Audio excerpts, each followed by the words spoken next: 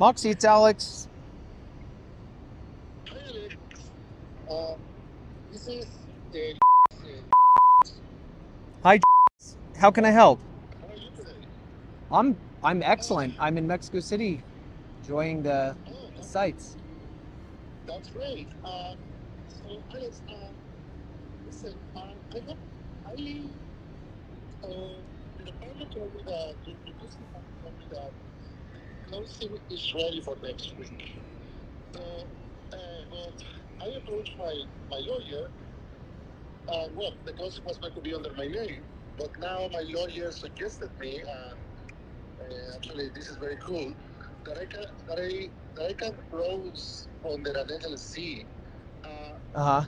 so I just want to make those changes. I just want to make sure that the closing can still happen next week. Is that still possible? Yeah. First of all, congrats on the new place in Cabo. I saw the pictures in the appraisal. Amazing. And I did hear on our pipeline call this morning that your transaction is scheduled to close next week. Good question about the LLC. So, uh, your lawyer probably had very good advice for you, but I will say when you are switching the vesting, it's a lot more complicated when you're working in a foreign country, right? So, you would have to send us the LLC articles.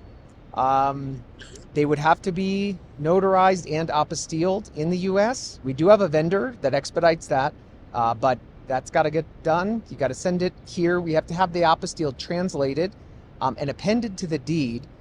We have to get all the parties, like the fiduciary, the seller, um, you know, uh, all the various different parties have to reapprove the project. So, uh, highly unlikely the closing would remain for next week if you want to change the vesting. The other kind of interesting sort of complication in Mexico is around anti-money laundering. So if you are uh, if the deposit came from your personal account, the deposit you made into escrow, and now the remaining amount's going to come from an LLC, you'll have to refund the original deposit and repay that deposit plus the remaining cash to close from the LLC. So there's definitely some complexities to that.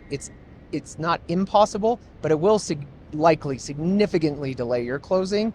It's something you'd want to talk to your agent and the seller about.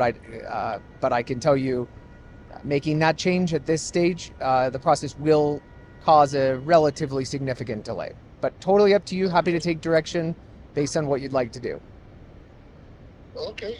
So what's my expectation? So if it's not next week, when do you think it could be the closing? I would say if everything works perfectly, I know you're in California, those apostilles are a little bit faster. New York is also pretty fast. Um, if everything works absolutely perfectly, I'll get our legal team to send you um, some information about the apostille expediter.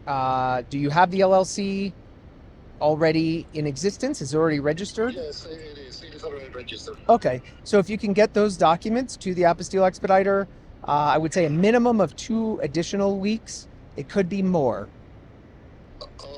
Okay. Well, that's too much. So I'm making.